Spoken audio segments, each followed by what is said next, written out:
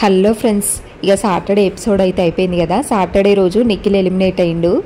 ఇక అసలు wild cards ఒక్కలంటే ఒక్కలేరు ఇప్పుడు హౌస్లో, అందరు ఎలిమినేట్ అయిపోయారు. ఇంకా సాటర్డే ఈ వారం డబల్ ఎలిమినేషన్ కదా. ఇంకా సాటర్డే రోజేమో నిఖిల్ ఎలిమినేట్ అయ్యిండు, సండే రోజేమో గౌరవ్ ఎలిమినేట్ అవుతాడు రేపు.